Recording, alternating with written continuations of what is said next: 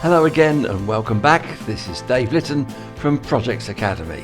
Here we are in our PRINCE2 7th edition Foundation Exam Cram, looking at the people element. So let's make a start right away. Okay, so as my graphic shows, people really are central to the PRINCE2 method.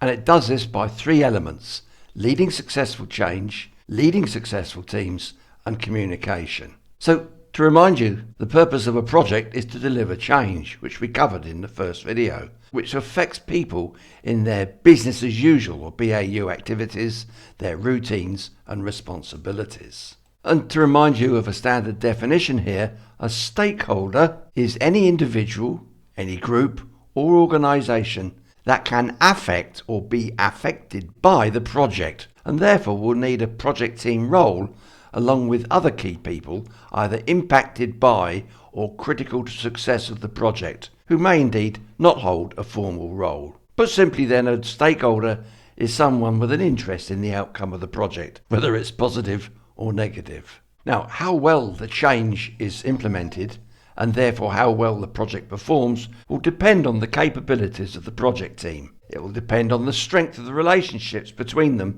and the people who are impacted by the change, as I say, either positive or negatively. And that in PRINCE2, people, quote unquote, covers those who are working on a project and the relationships between them, as well as those who are impacted by the project. Bringing us to the second part of people, that's leading successful change. And I want to remind you here, we're not talking about change control within a project. We're talking about the before state, the current state of the organisation as it currently exists, and after the project has delivered its outcome, that will result in changes. And I want you to get used to the word ecosystem.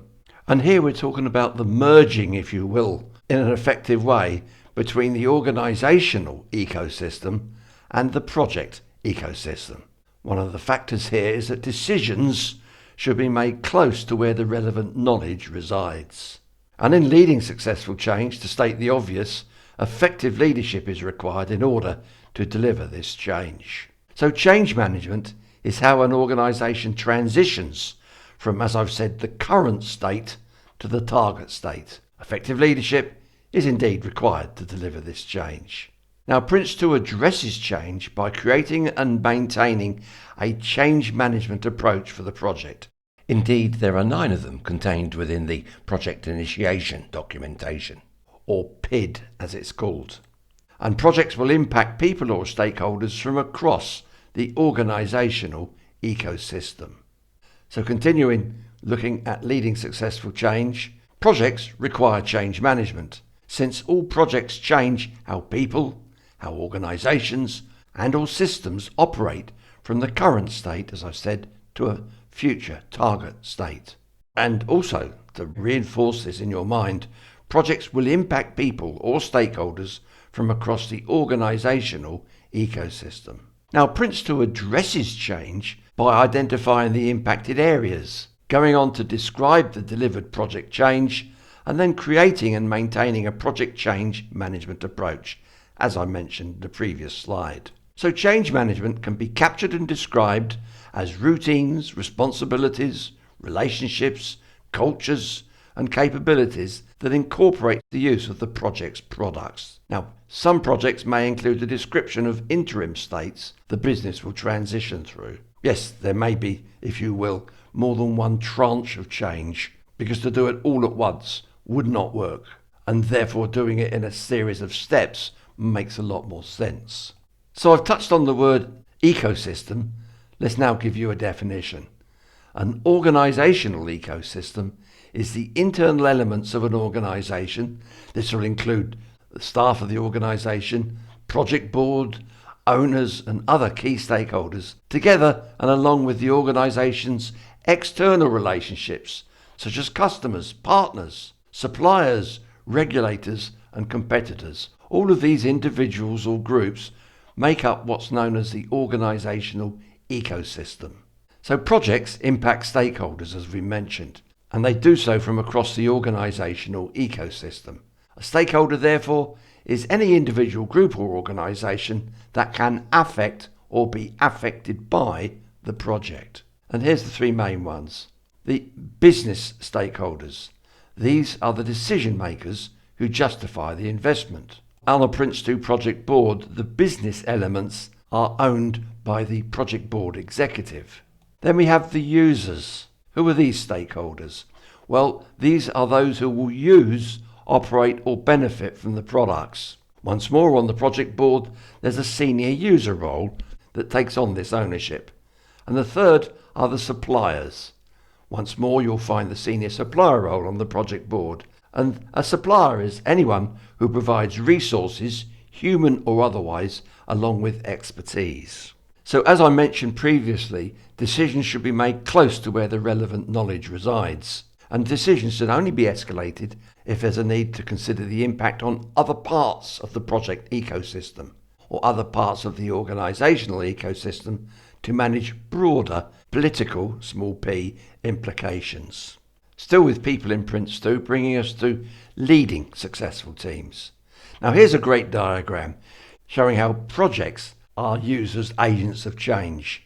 Here's your current organisation, your current state, which will be represented in many different strands, shown conceptually here as these different colour arrows. And within the project initiation document, you'll have the change management approach, which uses leadership and change management. And all of these strands come together in a different form, which is the target state. Once more, when you hear about change, we're referring to the organisational ecosystem change, not change control within a project, as this is covered, by the way, in a much later video when we cover the issues practice. So the purpose of a project is to deliver change which will affect people in their business as usual activities, routines and responsibilities. So how well the change is implemented, and therefore how well the project performs, will depend on the project team capabilities, the strength of relationships between them, and the people impacted by the change. So stakeholder buy-in is absolutely crucial for a successful project. With this buy-in, stakeholders may support a project. Without it, they may oppose it or even block its progress. Bring us to another important element within PRINCE2 people, and that's cultural intelligence. You may be familiar with this term, it may be new. And what this relates to is leading people beyond a project's direct authority, often across organisational boundaries. And what this is talking about is that, frankly, leading people beyond a project's direct authority, often across organisational boundaries, requires a degree of what's known as cultural intelligence. What is it? Cultural intelligence is the ability to relate and work across cultures, as you might expect, within the organisational ecosystem. And if required, document the rules for delegating change authority responsibilities. Another aspect here is competencies and capabilities. Here, as part of managing successful teams, it's important to understand the competencies and capabilities of the people recruited or assigned to a project and ensure that any gaps, if they're there, are identified in the first place and mitigations established to cover them. An example here might be upskilling or shifting responsibilities for certain tasks to more appropriate people, all part of managing successful teams.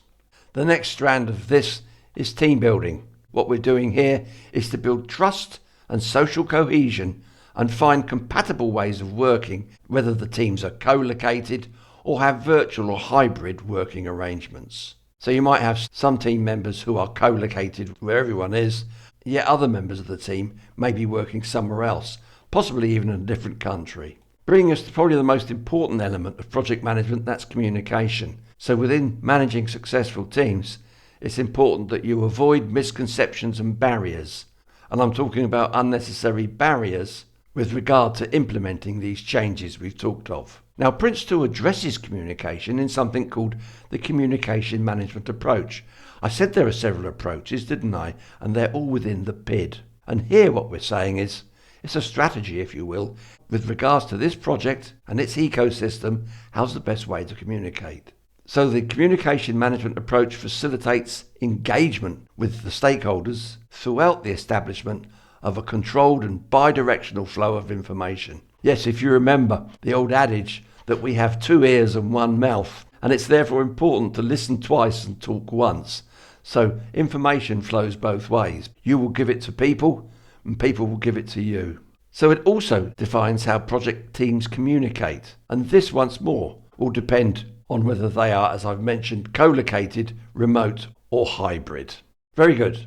A nice place to stop. Thank you for your time and attention. And in the next module, Module 3, you and I will be looking at the business case practice. So until we meet up again, from me, Dave, at Projex Academy, it's bye for now.